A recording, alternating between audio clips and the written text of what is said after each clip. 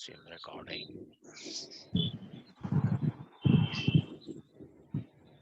Yeah. Good evening. Welcome to the Gita Wisdom session. We're going to start chapter 14 today, the modes of material nature.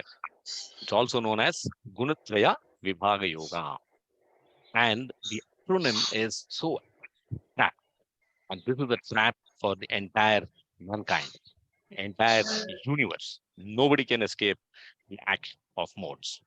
What trap is, we'll study going forward. Let's start with prayers. And today, what I will do is I will say the first two lines. You can repeat after me so that we all say the prayers effectively. Is it okay? Okay. Yeah. Hare Krishna, Hare Krishna. Hare Krishna, Hare Hare Krishna. Krishna. Krishna Krishna, Krishna Krishna. Krishna. Hare Hare, Hare Hare. Hare Hare Rama, Hare Rama. Hare Hare Rama, Rama. Hare Rama. Rama Rama, Rama Rama. Rama Rama. Hare Hare, Hare Hare Hare. Hare. Hare Hare. So these prayers, I will now offer my obeisances to my Guru, His Grace Gaur Vilas Prabhuji, and my Maharaj, His Highness, His Holiness Gopal Krishna Goswami Maharaj. And I also offer obeisances to all of you because it's only with your blessings I can do some justice to this most noble knowledge, book of knowledge, that is Gita, spoken by the Lord Himself. With this, let's start the discussion on this topic. Now, I will not go to the next slide because I have something to share on this slide. Now, you will notice that in this chapter, Krishna does not wait for Arjuna to ask a question. He starts directly getting into the subject matter, which shows how important this chapter is. Or else in 9th chapter, 10th chapter, 11th chapter, 12th chapter, we have seen Arjuna asks a question, then Krishna starts the discourse. But in this chapter, he directly gets into the subject matter. Second, Guna has been described in bits and pieces, references in the past. But imagine one whole chapter is devoted to describing gunas, which shows you how important they are. First time Krishna says about guna is in second chapter, in 2.45. He says, Traigunya Vishaya Veda, Nitraigunya Bhavarjuna, Nirdanvo Nitya Sattvasto, Niryogakshema Atmavan. Vedas deal mainly with the subject of three modes of material nature. So many people say, oh, well, why don't we study Vedas? We will get the same knowledge. But it's like, if you have a shortcut, why should you go by the long cut? So studies of Vedas will definitely give you this knowledge, but then it takes long to come to this truth of what Gita tells you in a short 700 verses span. O Arjuna, become transcendental through these modes. He says, Nistray Gunyo Bhava Arjuna. Be free from all dualities and from all anxieties for gain and safety. Be established in the self. Niryogakshema Atmavan. So this is the first time Krishna tells Arjuna about gunas. In 13.22, also we get good insight into this chapter topic of gunas. He says, 13.22. Purusha Prakriti Stohi Bhumte Prakriti Jan Gunan. Paranam Gunasangosya Sat Asadyoni Janmashu. Bhumte Prakriti Jan Gunan. Our desire to enjoy will be enabled by these gunas, and thanks to that, we get entangled, we get conditioned. That's why every living being in this world is called a conditioned soul because he is affected by gunas. With this, we move to the quick recap of what we studied in the last chapter. One of the most complex chapters of Gita, chapter 13, nature, enjoyer, and consciousness. The acronym of this chapter was wisest. W stands for wise question. So Arjuna starts asking Krishna 6 questions. He says, can you tell me what is Prakriti? That is material nature. Then he says, can you tell me what is Purusha? Who is Purusha? The identity of Krishna is Purusha because he is the only enjoyer in this world. Because he is the creator, he is the proprietor of everything that you see in this world. Not only in this universe, all the universes. So he is Purusha. What we are trying to do as Baddha or conditioned souls, we are trying to imitate the Lord. And we don't understand that we are constrained by the modes. We cannot enjoy like the Lord does. He then asks Kshetra. Krishna tells Arjuna, what is Kshetra? Kshetra is the field of activity. All of us have a playing field. So our playing field is our body. So Kshetra is referring to our body. Kshetragna. Kshetragna, Krishna tells Arjuna, there are two Kshetragnas. One is Atma and there is Paramatma. So he tells us the difference between Kshetra and Kshetragna. Jnanam. Jnanam is knowledge. Then Gneyam. What is the object of knowledge? So this was the 6 questions. The whole chapter goes in answering the 6 questions. I stands for items of knowledge. Krishna describes 20 items of knowledge, values, virtues, which are basic qualifiers for any human being to receive this knowledge, because this is transcendental knowledge. It's not easy to understand. It's like if I have to go to US for my MS, I need to do my TOEFL or GMAT. So that's the qualifying exam. Similarly, if you have to have this knowledge, Krishna says you must have either one or at the best all the 20 different types of knowledge. Then he takes us through soul and super soul. So this is the graphic representation. Body is the Kshetra. Then you have two Kshetragnas.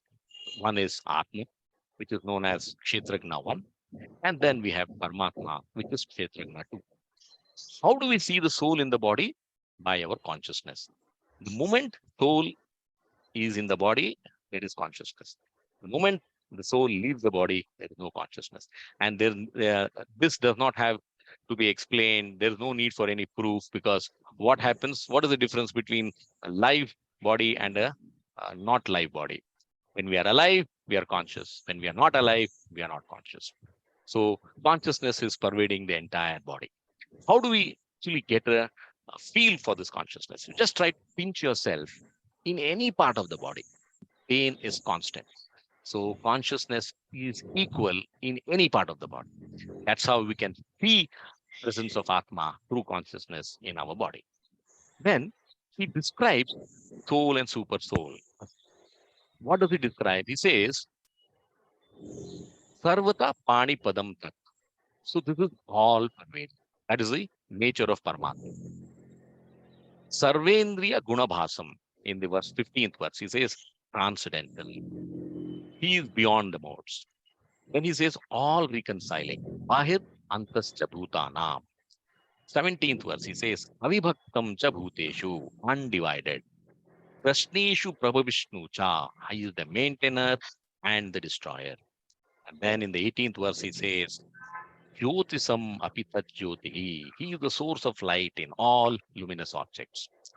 Then Krishna describes about himself. He says, what is the qualification of the enjoyer? He is in that position to enjoy because he is the creator of this universe. Then S, seeker to seer. This is the journey of life. What is seeker? Kshetra. As long as you think we are the body, we are a seeker. We want joy, we want pleasure, we want pain, we want gain. So the journey continues. The moment you say, I don't want to be looking at the body, I want to understand the Atma within me, then I become seer. So the journey from Kshetragni, and I'm not traveling on any. I'm not traveling on any. ಯಾವ್ದ್ರಲ್ಲಿ ಎಲ್ಲಿದೆ ನೋಡಿ ಮೇಲ್ಗಡೆ ಒಂದು circle button circle ಆಗಿದೆಯಲ್ಲ Ravi, I request you to go on mute. Perfect. So this is the journey from, and are we traveling on any highway and any expressway? No, we have to cross the distance within us. How far is our heart? Now you tell me what's the distance. How far is our mind to heart? You tell me what's the distance. This small distance we are not able to cover in our entire lifetime. Shows how difficult this journey of being a seeker to a seer is. And why we need to take shelter of Gita is because Krishna tells us how to do it. When he describes the transcendental knowledge, what does he say? He says, Samam Sarveshu Bhuteshu, must have equal vision. An ant, an elephant, a whale, and a human being are the same. There is no difference between there is an Atma within an ant, there is an Atma within us. How many of us can have this equal vision? Please, today we are aware, thanks to reading Gita. Tato yati param gatin. He says, transcending mortality to gain immortality. Living in this world, we can become transcendental if we follow the path of Krishna. And these three modes are playing the most important role. How to overcome this three modes?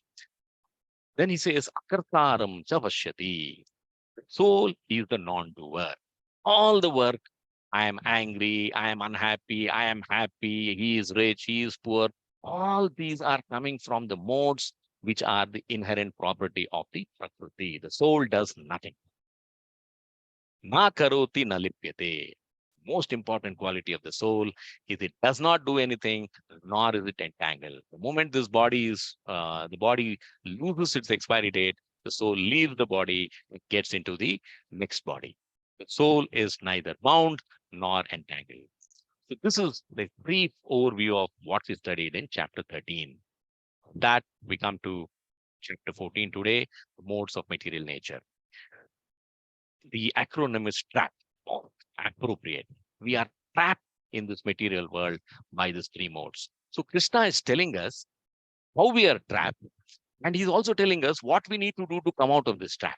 So there is, first is you are aware of the reality, and then he's also saying that, yes, I will tell you how to overcome them. So T is three modes. So we'll see what these three modes are. All of us know that, but we will go through the flow. So he tells us there are three modes, verses 1 to 9. He describes the modes, and then he says how each mode binds the soul. This is then part, place for prominence. These modes are not static.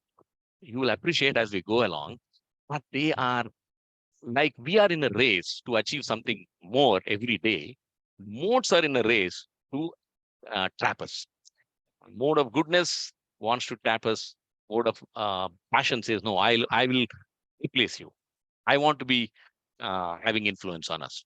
So in a day, you will see we move from one mode to the other seamlessly. So Krishna says, be aware, be conscious, and be cautious. When we are trying to slip into the other mode of, let's say, passion or ignorance, we should be conscious and we should be cautious. A and P, actions in the modes and pure life, we will study in the next class. Quick recap of Gita, because now we are in the last section. This is comprising of 18 chapters, and they are divided into three sections. Chapter 1 to 6, we studied about Karma Yoga. We can work and offer the results of our work to the Lord and achieve the Lord. The Yoga, it discusses how we can surrender to the Lord, worship the Lord. Easiest path of all, the Yoga. Chapter 13 to 18 is Jnana Yoga, and we have started and completed 13th chapter. We are starting 14th chapter today. And beauty of Gita is the Yoga is the middle 6 chapters because it can add value to both karma and Jnana Yoga. Quick look at how 14th chapter and 13th chapter are connected. And the connecting verse is 13.22. Says, I see a chat here. Perfectly fine, Ravi. Welcome to you. I just saw the chat, sorry. Thank you, Shyam. Perfect. Thank you, Ravi. Thank you, Vani, too, because you are both of you there. So in 13.22, Krishna says, Purusha Prakriti Stohi, Mungte Prakriti Jan Gunan, Varanam Gunasangosya, Sat Asad Yoni Janmashu. The living entity, that is the Jiva, in material nature, follows the ways of life, enjoying the three modes of material nature. Mungte Prakriti Jan Gunan. This is due to his association with that material nature. Karanam gunasangosya. And when you get conditioned and when you are under the influence of the modes, what happens? You are born again and again. Sat asad yoni dhanmashu amongst various species. We will see how many different kinds of species are there going forward. Krishna says, try to go above these modes, then you will become free. What is mukti, what is moksha is getting out of the clutches of this modes. This mukti and that is moksha in simple terms. In this chapter, what does Krishna explain? He tells us what are modes. Are they some physical things? Are we going to be changed by mode of goodness? No, they are invisible. You can only experience them. Then, how they bind you? He tells us if mode of goodness is so good, the obvious question will be why is mode of goodness also binding us? Very good question, and Krishna answers that. How mode of goodness itself is a bondage for us. Then he says, of course, that we'll be covering in the next class. So we can come out of this, and there's only one answer, and it is bhakti. Now, we may all be wondering, oh, well, how can I imagine modes? This looks like highly philosophical, esoteric subject. Can I try to make it simple enough for a layman to understand? So the best way to understand this is a flight of stairs. All of us we can understand, I can relate. We have climbed many stairs in our life. So starting point for any human being is we are at the level of Rajasic. We are always action oriented. What happens when a child is born? It cries. If the child doesn't cry, the doctor beats the child to make it cry. So action is something which is inherent, part and parcel of our life. Every human being, every living being in this world, in this universe, is only known by its action. Tendency to act comes naturally. So this is a given. So we don't have to do anything. We are driven by action. What we have to do now, we are at the landing and we have two options, two forks in the road. Either we climb up or we climb down. So mode of goodness, how do we understand? You climb up because it is better than rajas. Or if you say, no, well, I'm lazy, I don't want to go into, no, who's going to climb up? I'll let me climb down. That's easy. Then you fall into the mode of ignorance. What are these three modes? What are their pitfalls? We will see going forward. Again, before we start, what are these modes? The more we think we know, the less we understand. So I said we must spend 2 or 3 minutes exclusively trying to discuss what are these modes. So basically, these are building blocks of material reality. We exist in this world because of these modes. Whatever we do it only through these modes. Now you may say, well, what do you mean by building block? I am a human being. I am intelligent. How do you think I am under the control of modes? Now, best way to understand this is let's look at a corollary. What's the distinguishing feature of a laptop? Either it will operate on Windows or it will operate on Linux. What does a Window or a Linux do? The operating system. Can the hardware function without the software? That's the question we should ask ourselves. No. Take a mobile. You have an Android operating system or you have an Apple operating system. Will the mobile operate without the software? No.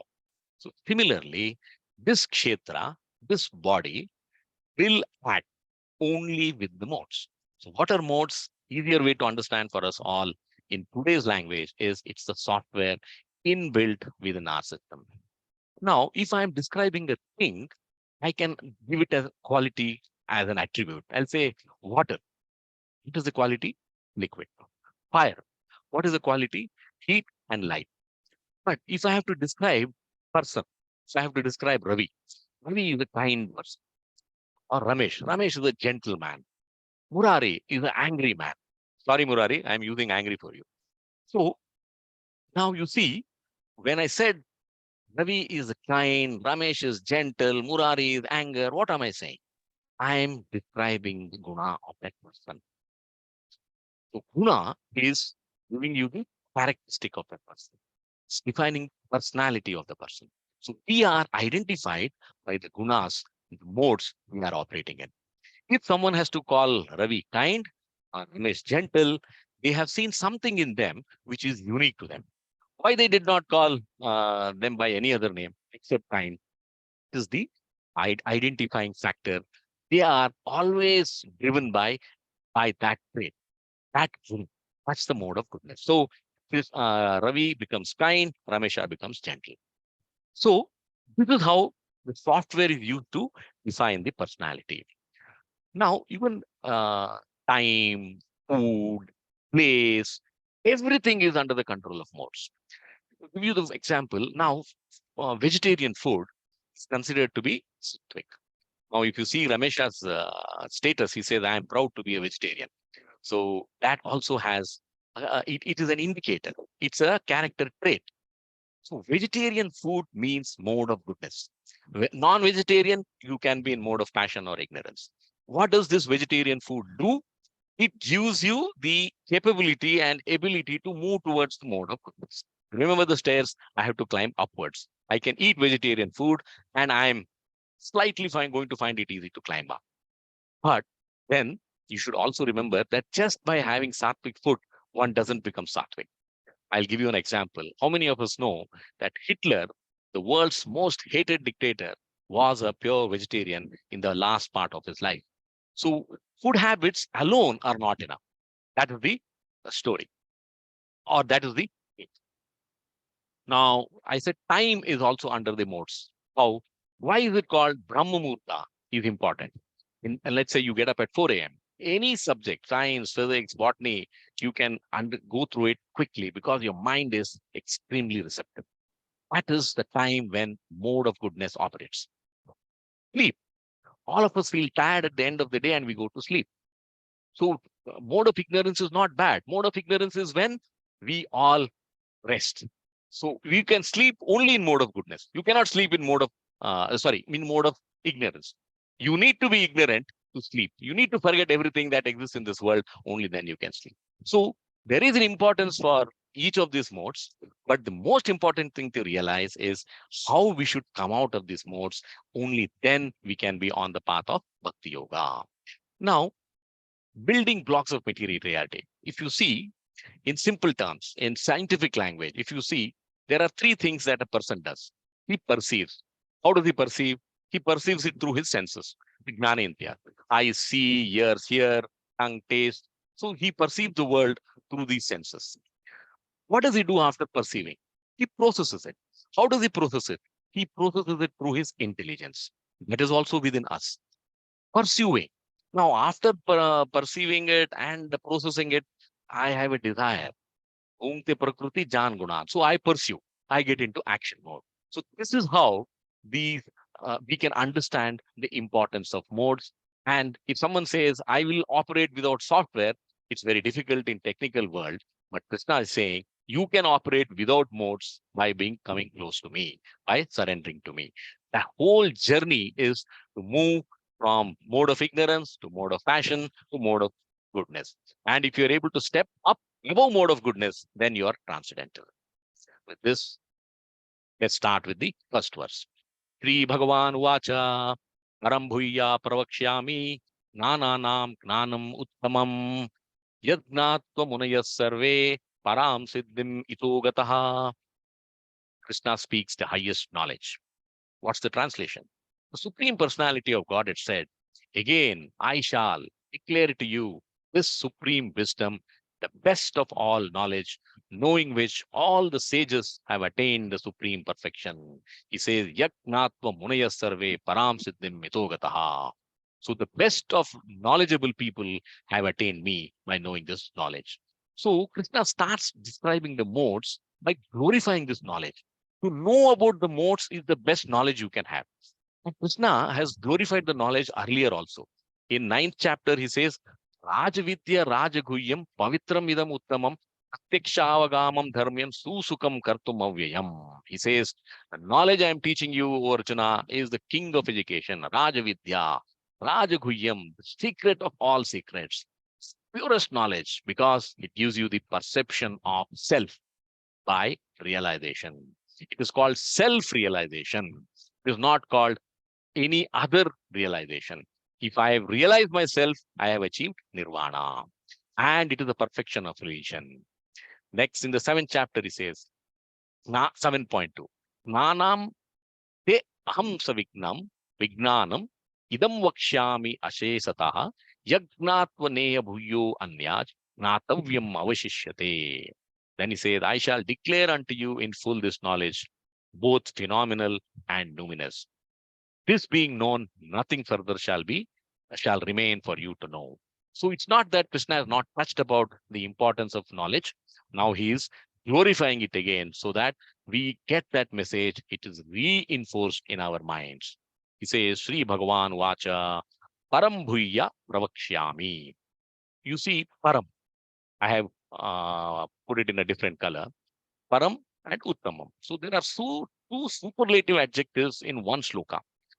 Param is the greatest, transcendental knowledge. The highest knowledge you can gain is to know about how more. Bhuya. He says, I will tell you again. Bhuya pravakshyami. I shall speak about this knowledge. I shall explain it to you. I shall declare it to you. What is the supreme wisdom? Gnananam gnanam uttamam. He's again saying that this knowledge is transcendental, the best of knowledge, and it is beating all forms of other knowledge. Now, what do we get when we do puja, japa, karma, vasana, dhyana, shravana, manana? All these lead to knowledge, but these are all paravidya. What Krishna is talking about is paravidya, the knowledge about the Lord. And why is he using two superlatives? Shankaracharya says, param is paramarthika satya. That is the absolute truth. So this knowledge is absolute. You cannot have anything better than this or anything comparable to this. That is the absolute knowledge. Then in the second line, he's still saying it is Uttamam because he says that absolute truth gives us some knowledge, gives us some result. What is that result? It is moksha. All the other knowledges give us perishable results. This is the only knowledge which gives us eternal knowledge, unique. There's nothing to compare with this. In Mundaka Upanishad, this knowledge is called Paravidya. In 9th chapter, Krishna calls this Rajavidya. Yagnatva Munaya Sarve. By knowing this knowledge, by gaining this wisdom, all the munis who are sannyasis get moksha. These munis, what is a difference between a muni and us? Muni has four D as qualities.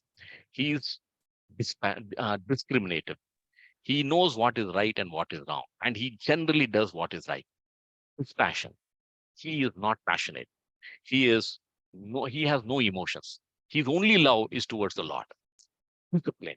He is a person who will get up in the morning, Brahma Murta mein jo karna hai, I will do it. That discipline none of us can have. And desire. His desire is not driven by material things. His desire is only driven by spiritual things. He wants to understand the Lord. He wants to attain the Lord. So these muniyas have been able to transcend the modes. How? He says, Param Siddhim Mitogataha. Mitagata means even after death, they will not come back. Even while living, they are with me because they have transcended the modes. When you live, if you are able to transcend the modes, it is called Jivan Mukti. After you pass away, you get a liberation that is called Videha Mukti. So this is the importance of this knowledge. Next verse. Idam gnanam upashrutya mama sadharmyam agataha sarge api nopajayante pralayena vyatanti cha. Now he's saying, what is the result of attaining that knowledge? He says, by becoming fixed in this knowledge, one can attain to the transcendental nature like my own. Note the translation, very important. He says, by becoming fixed in this knowledge. This is not like chapter 1, chapter 2 of physics. Because there is only one chapter, there are only 3 modes. So you have to you should get fixed in this knowledge. Thus established, one is not born at the time of creation or disturbed at the time of dissolution. Just imagine the mantra for success is so easy. You can attain mukti by just coming out of the success of this 3 modes. But is it easy? Not easy. Why? The modes will not allow us to escape. Idam gnanam upashrutya. What is upashrutya? Upashrutya means, upa means near, close. This knowledge is within us. This completeness. This knowledge is complete. There's nothing better than this. Shrutya. He says, upashrutya, one word has such meaning. Take recourse. So this is unique transcendental knowledge. Please take recourse. Please abide by this. Please follow this. Krishna is saying that. And then Krishna says, when he says, idam gnanam upashrutya, he says, take shelter of the knowledge. He's not saying take shelter of me. My knowledge is enough. Now, this is an important understanding. There is no difference between Gita and Krishna because Krishna spoke Gita. If we understand that, then our attitude towards Gita changes completely. That is knowledge. Idam gnanam upashrutya. Take shelter of this knowledge. Mama sanadharmyam sadharmyam agataha. He says, Mama means me. Sadharmya means similar nature. You can become like me. You will be self-sufficient. You will have nothing lacking, nothing wanting in life. This is the importance of understanding this knowledge. In 2.55, Krishna says, Shri Bhagavan Vacha, Prajahati yada kaman, sarvan partha manogatan, atmane evatmane tushta, sit pragnas taduchyate. If a man gives up all varieties of desire for sense gratification, which arise from our mental concoction, your mind is purified, then you will find satisfaction in the self alone. There is nothing greater treasure to seek than understanding oneself. It is self-realization. O scion of Bharata, what is sarko apino jayate? You should understand that I am the knower of this knowledge and I am giving you this knowledge. Agataha, they have attained. Who have attained? All these knowledgeable people. They take recourse to this knowledge and they have achieved oneness with me. What kind of oneness? He says, Sarge api nopajayante. Sarge api means when creation happens. So when you are born, when you are living, you can overcome the power of modes. Pralayena vyatanti cha. Even at the time of destruction, when the whole universe gets destroyed, you will not suffer. You will not be disturbed because you have already attained me. Does Krishna get destroyed at the time of Pralaya? No. Krishna remains eternal. So we are also attain that eternal livelihood or eternal wood if we are able to attain this knowledge, understand this knowledge. Now comes next two verses. He gives us very clearly that he is the creator and how all of us are in this world. Who are we? If that is the question, Krishna answers this. How are we born? He answers this.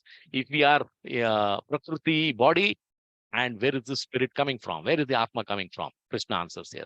He says, Mama yonir mahat brahma tasmin garbam namiham sambhava sarva bhutanam tato bhavati bharata. Lord impregnates Prakriti. Very important verse. Total material substance called Brahma, it is called Mahat Brahma, is the source of birth. And it is that Brahman that I impregnate, making possible the births of all living beings, O son of Bharata. So now this is the knowledge which we all lack. We didn't know that where is this Atma coming from? Now Krishna says, I am giving this Atma, I am impregnating this Atma into this world. Mama yonit Mahat Brahma.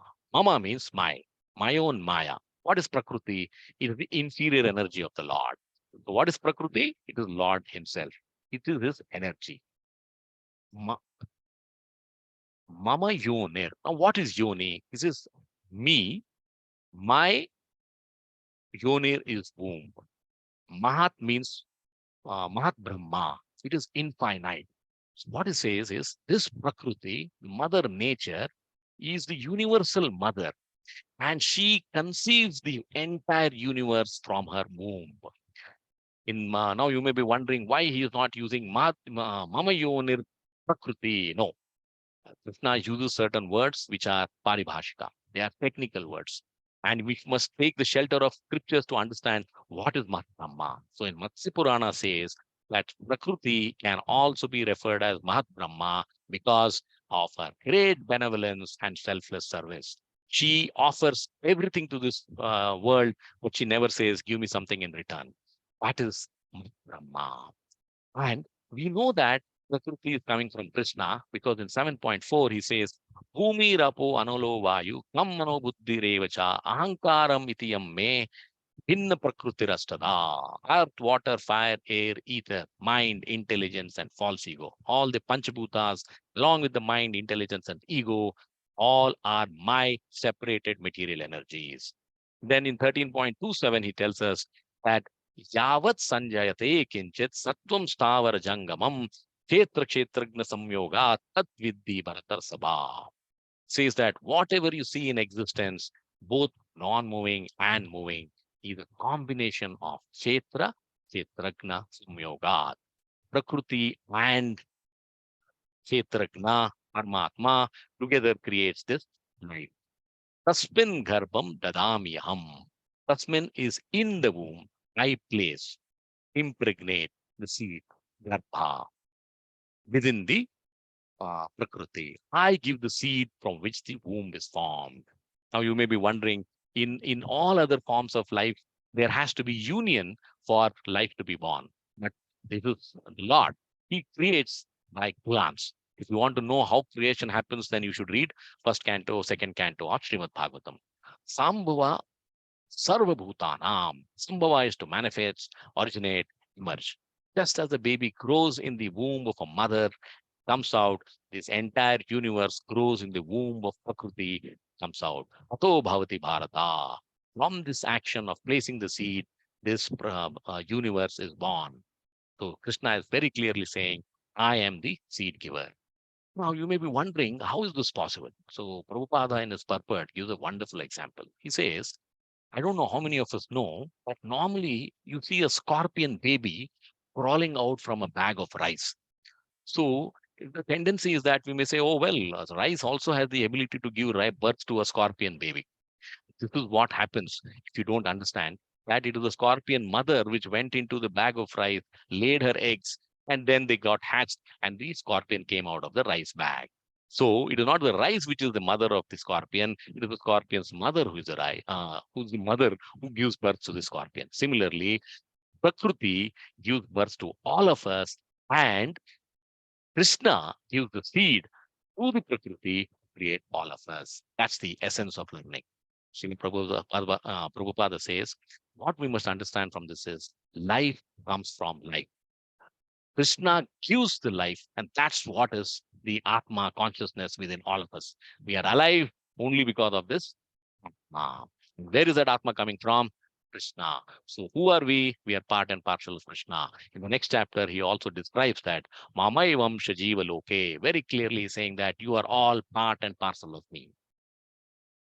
Going forward, he again gives us one more, even more wonderful description of creation. He says, Sarvayonishu Kaunteya, Murtaya Sambhavantiya, Asam Brahma Mahatyonir, Aham Bija Pradapita.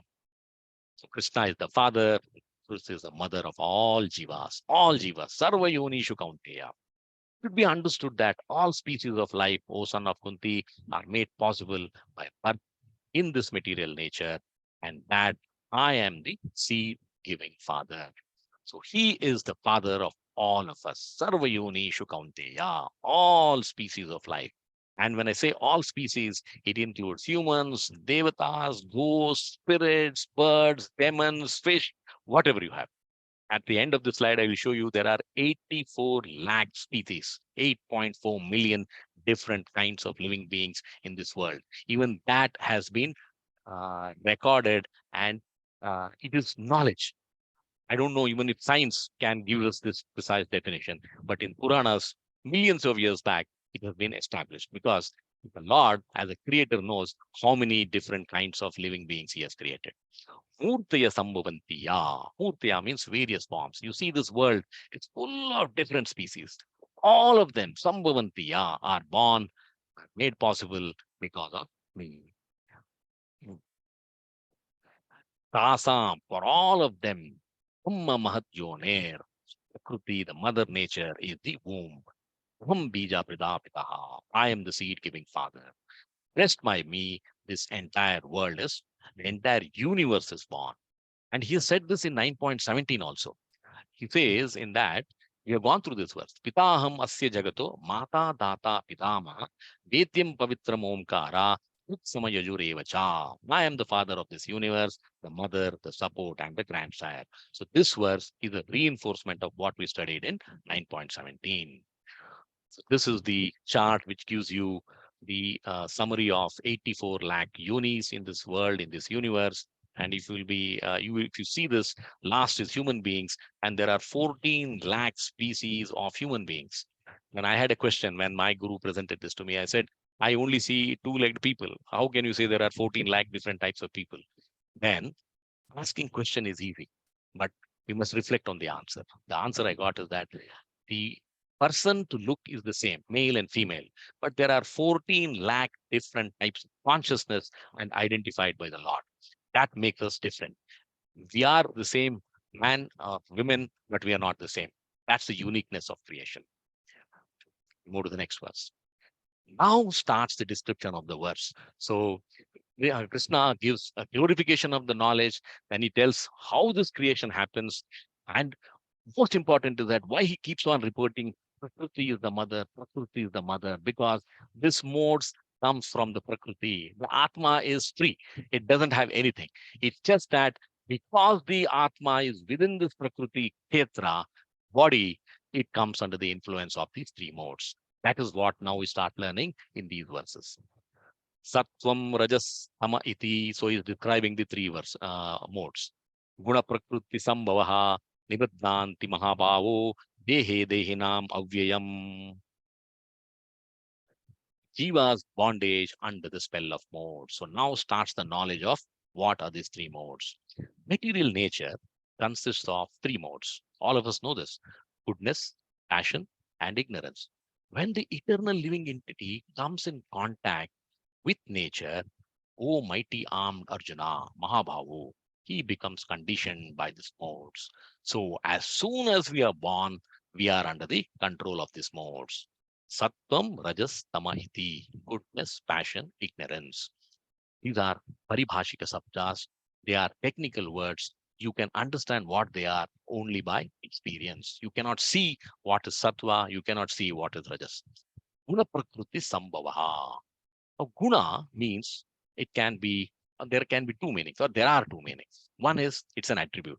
We have already seen that liquid, water is liquid, fire is heat and light. Similarly, it's an attribute.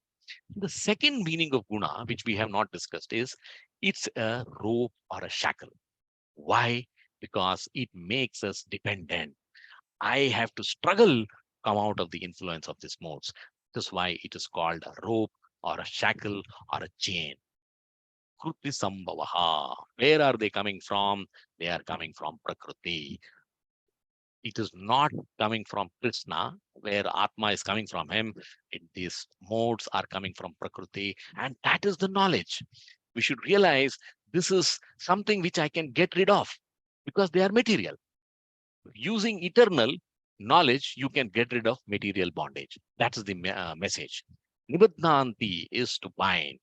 Mahabhavu. Why is he using the word Mahabhavu? Because he says, Arjuna, you are the best archer in the world, but even you are bound by these three gunas. Dehe dayanam avyayam. What is this guna doing? It is binding the Atma, Purusha, Kshetragna in the body, Dehinam. So soul is eternal, but soul becomes conditioned by these modes. That is why we are called conditioned souls. And we start identifying ourselves with the body, and that is bondage.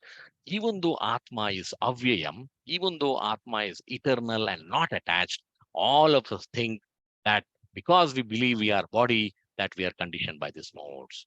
Now, you may be wondering, Sham, can you give me one example to tell me how does this mode make us respond differently? Acharyas give us a lovely example. They say that, let's say we are all in a theater watching a movie, and there is suddenly the fire alarm goes up and you can see smoke. So there is fire in the theater. Now you can see the three modes distinctively in action. How do you see them? There are some people who are passionate. They are driven by, I have to escape. Kuch bhi ho jaye, main bachna chahiye. Then he will run over others, helter skelter. It is mode of passion. There are some other people who are seeing the sense of danger. They are immobilized. Right. They don't know what to do. These are people in the mode of ignorance. And now comes the most interesting part. There are some people who will run after where is the fire extinguisher. Now, these are the people who are in the mode of goodness. So this is how we can understand in the same theater, in the same experience, there are three different reactions. So three modes in action. There is a nice story told by the acharyas. Then there was a man, there was a king. He said, I want to identify all the lazy people in my kingdom and offer them free meals. They can have as much as they want, and all of them should come and stay in this hall. thousands of people rushed saying that we are all lazy. Soon as the crowd gathered, the king said, "Oh, minister, light fire in the hall." And the minister obeyed. He said, "Let me put fire in the hall." And immediately all the lazy people suddenly became active and they started running helter-skelter. But there were only two people who remained. And then, they were such unique people. One guy is asking the second guy, "My back is under fire. What do you want me to do?" The other intelligent guy says, "Just turn over." Looking at them, the king said, "Oh, these are the only two real, genuine lazy people. You feed them." So this is how the modes act. People run, people stay. Why? Because they are under that influence of that particular mode. Going further. Now he starts telling us, how does this mode operate? How do we get bound? Tatram sattvam nirmalatvat prakashakam anamayam sukha sangena badnati jnana sangena chanagha. Bondage by Sattuguna. Translation. Oh, sinless one, Anagha is sinless one. The mode of goodness, being purer than the others, is illuminating, and it frees one from all sinful reactions. Those situated in that mode become conditioned by a sense of happiness and knowledge.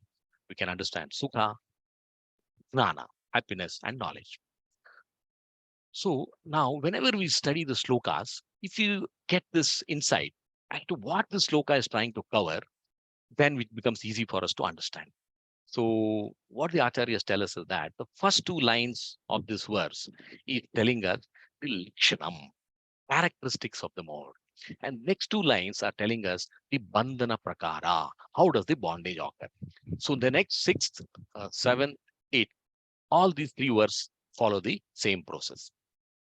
So first two lines, lakshana, characteristics, and next two lines, bandhana prakara, how we are bound. Tatra sattvam nirmalatva. Tatra means there, within the three gunas, sattva is nirmala. Nirmala means pure. Mala means contaminated. Nirmala means pure. And in this translation itself, you see, every word has its weight in gold. It says, mode of goodness being purer than the others. He's not saying the purest amongst others. So you should understand it is relative. It is good to be in mode of goodness, but it's not the end of the world. We must transcend the mode of goodness. So nirmalatva is, sattva is nirmala, is purer than the other modes. And sattva is characterized by power of knowledge. Nirmala is unpolluted by Rajoguna. Sattva is able to dominate and Rajoguna is overcome. The moment this happens, what happens? We all say, no, if I read Gita, can you tell me how I can become peaceful? How can I be free from depression? How will I become free from restlessness? The answer is in this. Understand that if you operate in the mode of goodness, you can find a solution to restlessness, depression, sadness. All these things can be wiped clean because you are operating in the mode of goodness. You are operating the mode of knowledge. What is this knowledge? It says prakashakam. It is like illumination. It is effulgent. When sattva prevails, when you are nirmala, when you are free from contamination, you become calm. Then you are capable of learning things because your mind is more receptive. You can become more contemplative, and you can also indulge in self-analysis. So by keeping the mind calm is the nature of mode of goodness. So what Gita teaches us is, why don't you try to practice being in the mode of goodness? If you are in mode of goodness, prakashakam anamayam, when when sattva is dominant, rajas and tamas will not affect. That is the important thing. So why we should be reading Gita, why should be chanting, why we should be in in the association of devotees is we try to be in the illumination mode. Anamayam. What happens because of this illumination? Umaya means sorrow. Anamaya means amaya, sorrow, dukkam. Anamaya means no dukkha, no sukham. So by being in the mode of goodness, you are free from sinful reaction. distress. If you don't you don't do a fault, then there is no guilt complex. So, and this mode tells us not to do that because it is bad. So that's how you become calm. That's how you become peaceful. So you become a seeker of knowledge, understanding, wisdom. Why? Because we have that discrimination to say this action is good, this action is not good. Now, the question is, if Satoguna is so good, then why does Krishna describe the Bandhana Lakshana or Bandhana Prakaram? Now, that's why he says being purer. It is not the purest. That is the hidden meaning here. Sukha Sangena Bhatnati. So, the mode of goodness has two branches. One is Sukha, another is Gnana. I just described to you, calm mind makes you peaceful. Now, and I also said that because you are peaceful, you want to gain knowledge. Now, what knowledge you want to gain is you would always like to, you would rather read Gita if you're in the mode of goodness than a Robert Ludlum novel or a James Hadley Chase novel. Why? Because the mode of goodness prompts you to do that. Now, this could be another example for us to understand. Can you tell me, yeah, in my own life, how does this mode actually differentiate? Now, both me and Ravi, Ramesh, all of us were students. We were in engineering colleges. And what is the characteristic of an engineering student? The first opportunity he gets, he says, "Oh, I'm free.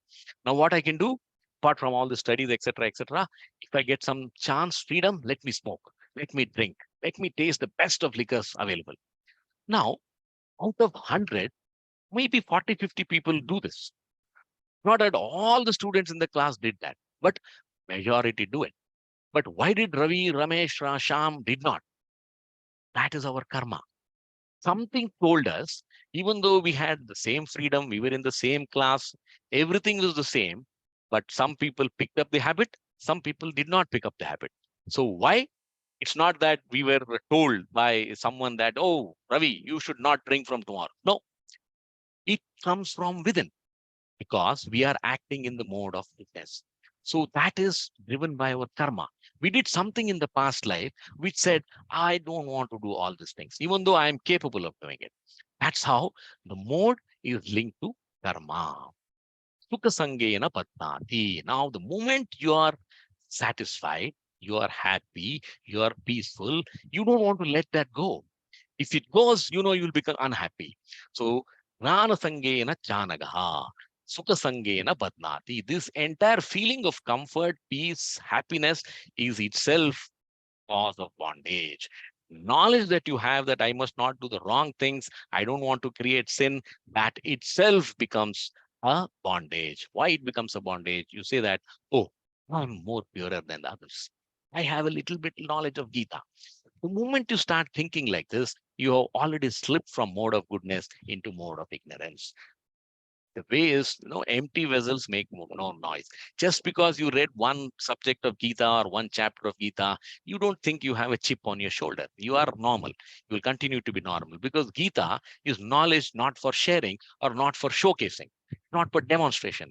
Knowledge of Gita is for realization. If I become an engineer, I work because I get paid. But if I become a Gita qualified student, I don't get anything. I just become realized. I will at least say that let me start working more in the mode of goodness than mode of passion.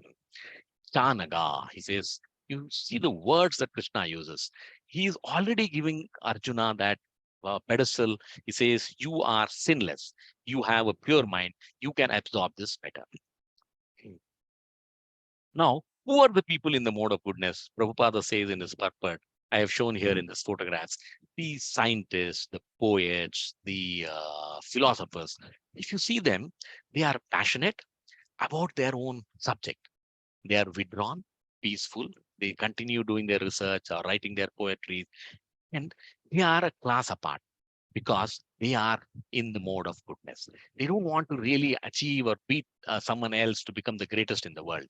They are very happy with what they do. They are gifted and they continue living that.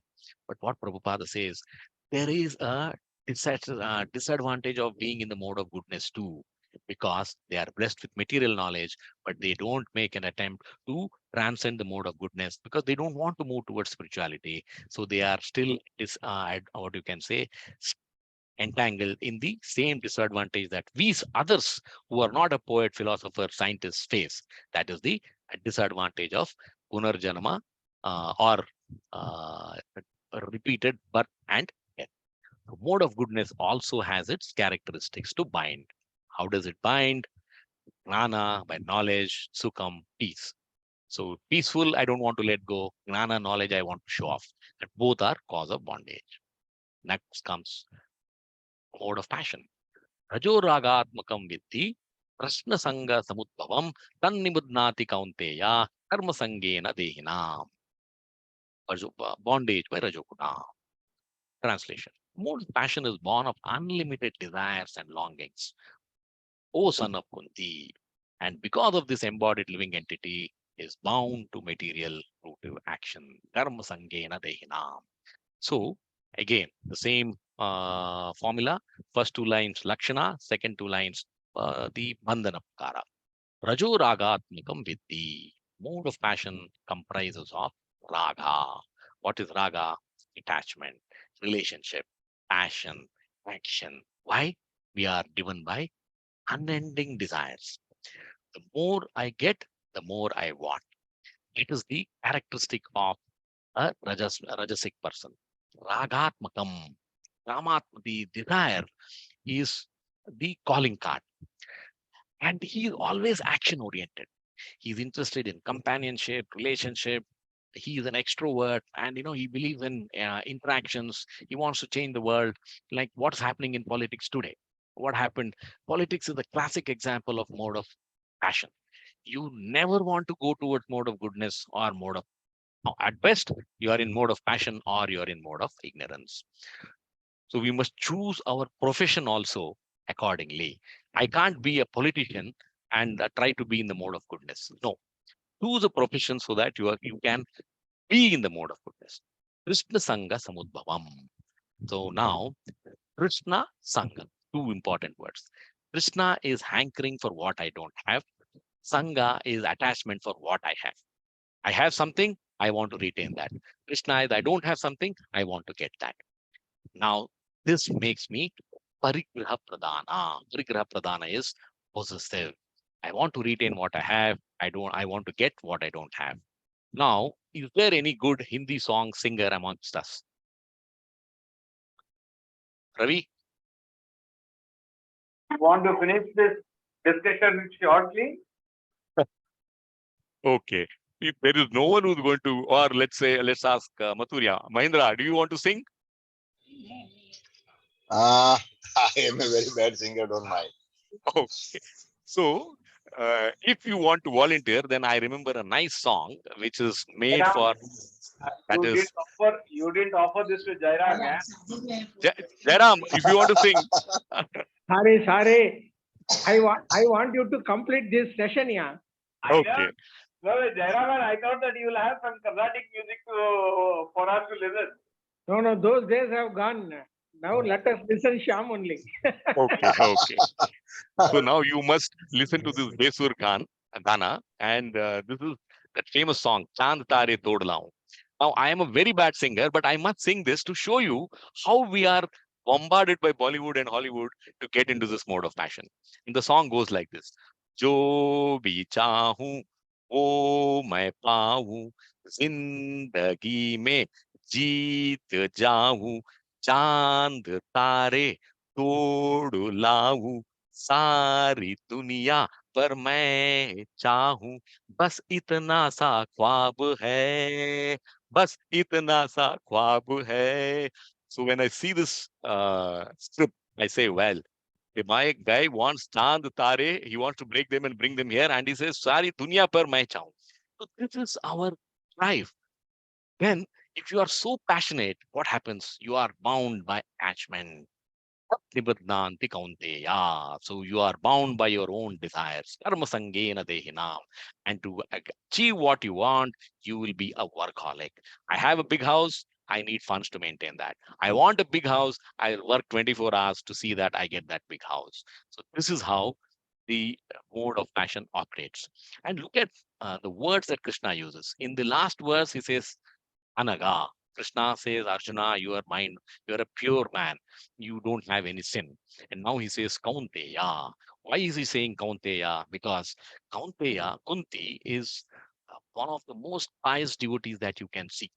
She is, her prayers are famous in the world because she says, oh Lord, give me misery, because whenever I am miserable, I remember you. The moment I don't have misery, I forget you. So he says, Kaunteya. He says, try to learn from your mother how to love God. Prabhupada says, in the modern civilization, mode of passion is the calling card. Previously in Satya, Treta, Dwapara, mode of goodness was a calling card. So this is how the times have changed in the Kali Yuga. Now we come to the, and I'm sure you can all identify with this. We want to do a million things because we want to achieve a million things. What are the indicators of Rajas? Prashna, Sangha, Karma. Next verse. Tamastvagnanacham vidhi mohanam sarvadehinam pramadalasya nidrabhihi annibadnati bharata. Now we are almost getting the hint of how tamas is going to bind us. Bondage by tamoguna. O son of Bharata, know that the mode of darkness, born of ignorance, is the delusion of all embodied living entities. Results of this mode are madness, indolence, and sleep, which bind the conditioned soul. When I say sleep, I'm sure most of us can relate to it. And the same formula, first two lines, Lakshanam, and next two lines, Mundana Prakaram. Samastvagnana Jamvidi. This is a very powerful line because he says, Jam is born. Agnana Jam is born of ignorance. So he says, you imagine the way Krishna coins the shloka. Ignorance is born out of ignorance is the meaning of this line. And he says this is a perpetual cycle because Maya keeps you within its grasp, within its grip. There is a basic ignorance, and based on that, we act in ignorance, and that perpetuates the ignorance. Now, you may be wondering, how can ignorance be born out of ignorance? Let's take this example. If you are, let's say you taste alcohol, and what is the motto for tasting alcohol? Oh, gum bhula sakta hu. Can forget my all sadness, all the things that I suffered, I will forget. So this is your calling card to drink. Then after some time, whether you are in the depressed mood or not, you say, ek glass ho jaye, ek quarter ho jaye. Then it becomes a habit. And then slowly that habit becomes an addiction. So this is how mode of ignorance is born out of ignorance. First ignorance, don't drink. But then you may, in the ignorance, you think that, okay, by drinking, I will get relief. And then you fall trap, prey to that trap. Mohanam sarvadehinam. Mohanam means delusion. We are all in that illusion. And no clear thinking. Sarvadehinam. Krishna is saying this applies to all. There is nobody who can come out of it. So what is this delusion? It is like I am confused. I have no discrimination. I don't know what is right, what is wrong, what is good, what is bad, what is necessary, what is unnecessary, required, not required, ahita, hita, beneficial, not beneficial. The list goes on. So that shows my indecisiveness. I am in the mode of ignorance. Pramada lasya nidrabihi. No one can escape, and there are three effects of this guna. One is pramada, madness. I don't know anything clearly. I don't want to, in fact. Example, I can misunderstand a rope. You must say it. Pramada is opposite to sattva. Pramada, hence, is opposite to prakasha. There is illumination in sattva, there is darkness in ignorance. Alasya, laziness. Nidra, sleep. Tannibadnati bharata. So ignorance binds the conditioned soul. But don't assume that mode of ignorance is always bad. As I told you earlier too, if we are tired, we must sleep, and we must sleep. Without sleep, you can sleep only in the mode of ignorance. But there are exceptions to this also. If you are really a spiritual person, now Acharya give this example, Vishwamitra. When Rama Lakshmana visited his ashrama, he couldn't sleep. You know why? He says, when Rama, who is the embodiment of goodness, is with me, how can I sleep? When there is illumination, there cannot be darkness. Vishwamitra is a far, far evolved soul. But that is the power of mode of goodness. If you get into that, then this my passion and tamas will not touch us. Three indicators of tamas: pramada, madness; alasya, laziness; nidra, sleep. Summarizing. So now, this is the summary verse. Sattvam sukhe sanjayati raja karmani bharata pranam avrutyatru tamaha pramade sanjayati kla. What does he say? He says, O son of Bharata, the mode of goodness conditions one to happiness, passion, condition one's to fruitive action, and ignorance, covering one's knowledge, binds one to madness. Sattvam sukhe sanjayati. So one in the mode of goodness is bound by sukha, mode of goodness. We have already seen that. I'm happy. So I will not do things which will create sin. So I am peaceful. I am happy. So sattva binds you to knowledge and peace. Raja karmani bharata. In Rajaguna, one is bound by karma. What are the characteristics? Sangha, raga, Krishna, attachment. I will fight for what I don't have. I will fight to retain what I have. Pramade sanjayati gnanam avrityatu tamaha. Now this is tamaha. I am bound by pramada, madness, alasya, and nidra, sleep. Pramade sanjati uta. In ignorance, one is bound by madness, carelessness. Uta means it is said. Now, the best example for mode of goodness is that people go and watch a horror movie to forget their sufferings. So this is how different people find pleasure in this world. So sattva is golden chain, gnana and sukham. Rajas is silver chain because of attachment. Raga to what we have, Krishna what we lack. And tamas is the iron chain. We are characterized by laziness, sleep, and madness. We now move to the next section. Rajas tamas chabi bhuya sattvam bhavati bharata rajat sattvam tamaschaiva tamas sattvam rajas tatha. Modes struggle to dominate each other. This is another very interesting word, so we know how these modes operate. Sometimes the mode of goodness becomes prominent, defeating the modes of passion and ignorance. O son of Bharata, sometimes the mode of passion defeats goodness and ignorance, and at other times, ignorance defeats goodness and passion. In this way, there is always competition for supremacy. So, what does Krishna says? The mind can be under the influence of only one guna at a time. And only by replacing goodness can you get into passion. So you cannot have passion and goodness at the same time. Rajas tamas abhibhuya sattvam bhavati bharata. It is when sattvam rules, sattvam has the powering influence, it conquers rajas and tamas. That's the understanding. Rajas sattvam tamas chaiva. When rajas rules, then it overpowers sattva and tamas. Tamasatvam rajas tatha. When tamaha rules, it overcomes sattvam and rajas. It is a constant chain. It's not that, there is a gap between goodness and passion. So I am in no man's land. No. One goes, there comes. It is always a continuous chain. That is the characteristic of this mode. So what we should understand, these modes are not integrated. They are not isolated. And they operate one at a time. And what is their calling cards? What is their characteristics? Sattva, you are contemplative and active because you're driven by prana. Rajas, you're simply active, not contemplative. You care a damn for what is going to happen, but I must do. Tamas is neither active nor contemplative. I am always in the mode of laziness. Now we come to the second part. Race for predominance. So we should understand that these modes also compete with each other. If why the journey to mode of goodness becomes difficult is whenever I'm in the mode of goodness, the mode of passion tries to pull me. In fact, I remember a small story when Prabhupada was seen praying, and one of his devotees said, Prabhupada, you are already so knowledgeable, you are blessed. Why are you praying? Then he says, you want to know the truth? He says, I am always afraid of these three modes.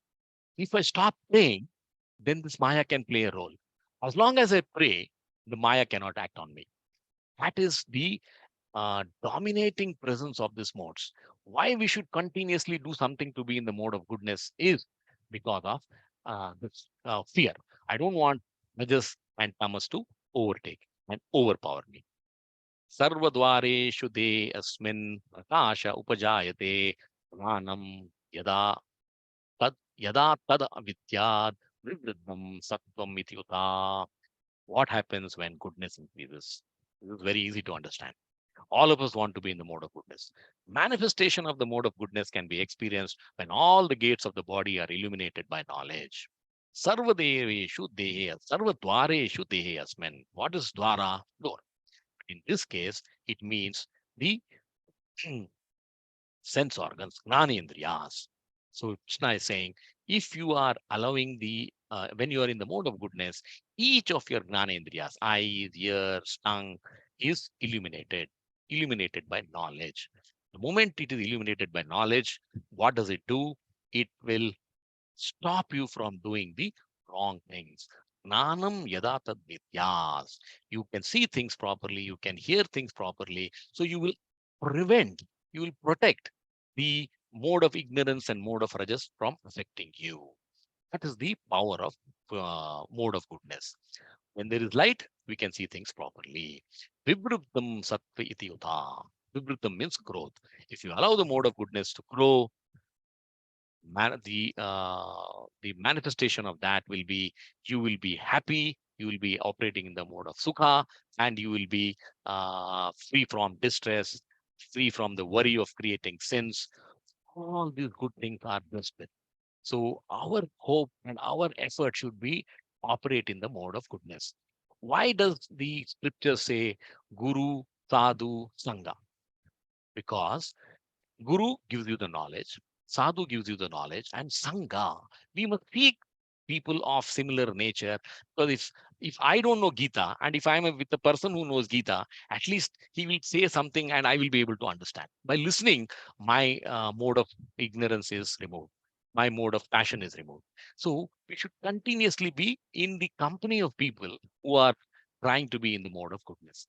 It's something similar to networking in our professional lives.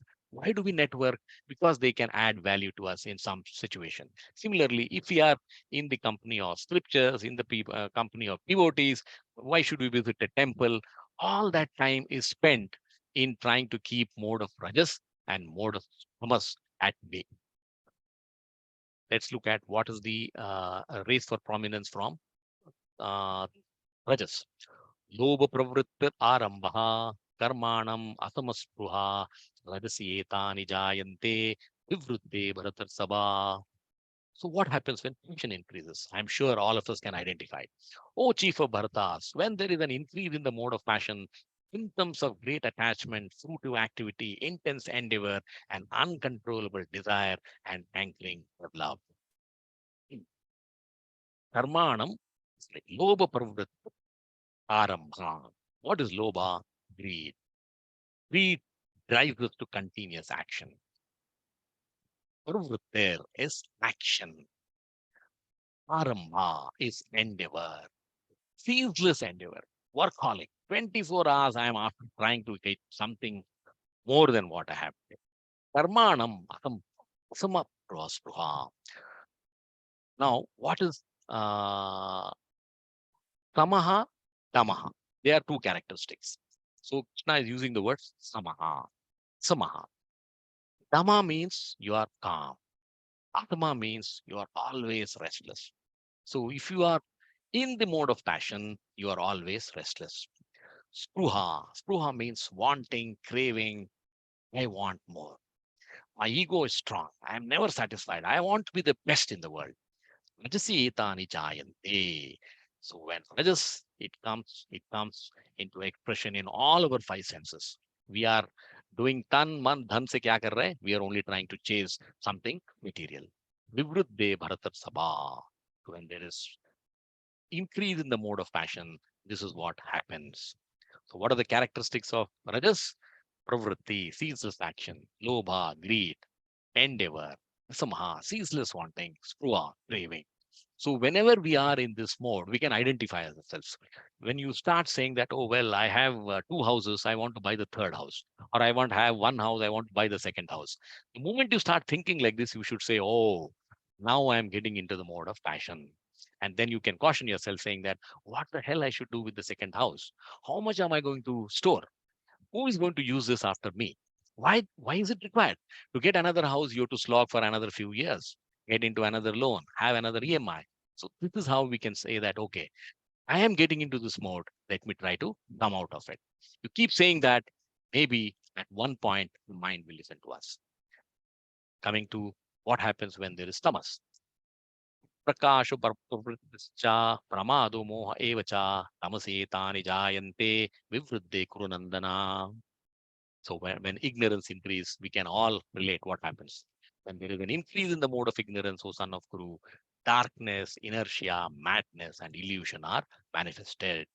See, when we studied goodness in 14.11, Krishna said, Sarva dwareshu dehe asmin prakasha upajayate. Now here is saying aprakasho. So prakasho is illumination, aprakasho is darkness. When we studied Rajas, he says lobha pravritta arambha. Pravritta is ceaseless action. He's saying apravritta is with no action.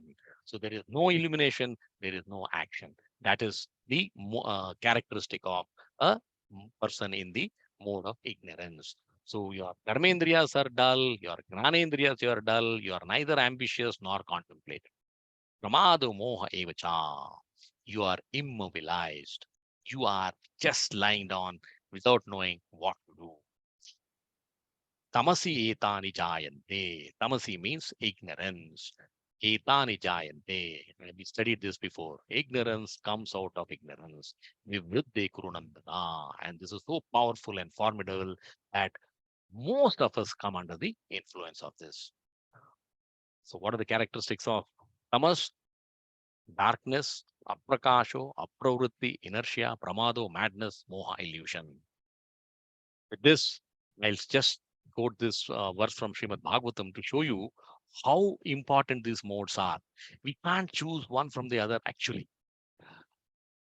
Par Parthiva daruno dumas tasmad maya amasu tu rajas tasmat sattvam yad brahma darshanam.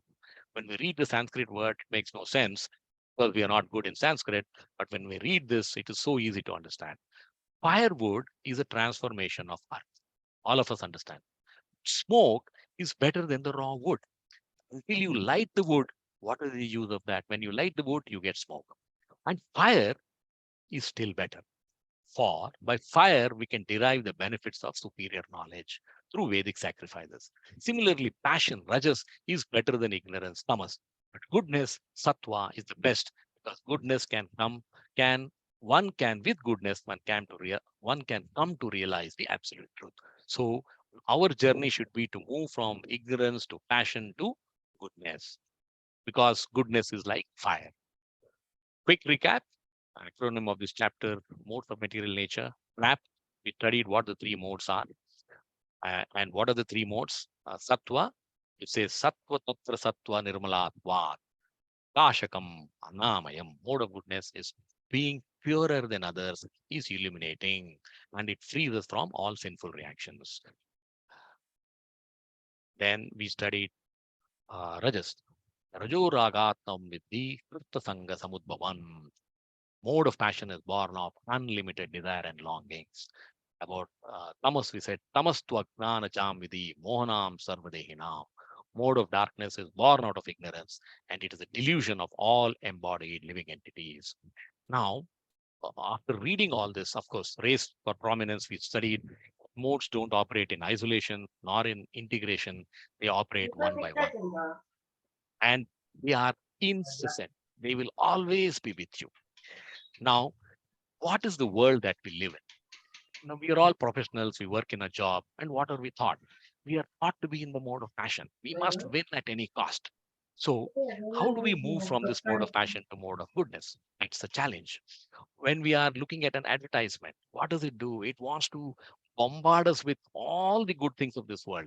And whatever money we have is not sufficient to buy any of them. So, this the environment we are in is like conduce you to be mode of passion and ignorance than mode of goodness.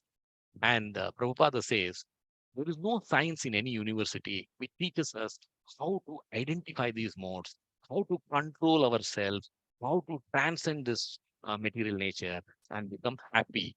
And if we have to do that, none of our material knowledge will help us. It's only by taking shelter of Gita we can come to this understanding and knowledge. Thank you very much. With this, the floor is open. Any questions, any doubts you have, please ask. Thank you, Shyam. And on the eve of Guru Purnima, thank you very much, Guruji. Hari. Thank you, Ravi. 8:30, the time starts. Actually, it is tomorrow. Okay. But the Hindu calendar, it starts in the evening itself. Okay. Okay. So very Ravi is auspicious. perfect. Ravi is perfect about timing. Yes. Yes.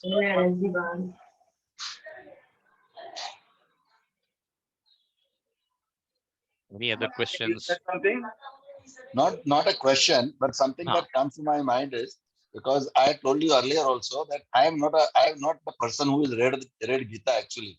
So Right. if at all, I mean, it comes to my mind that I should take Gita, read whatever chapters that you are going to be, discussing the matter on. And if I have read the meaning, I think that would be more easier for me to understand hereafter. That is what I was thinking. Perfect. If you can do that, nothing like it. It would be better because, I mean, obviously, the time is not a constraint. The only thing is reading and then sitting to hear what you're saying. It will be easier for me to understand. And it will become very, very simple for you. I think so, yeah. So I'm surely going to do that in the next webinar. Excellent. That was realization, Mahendra. Yeah.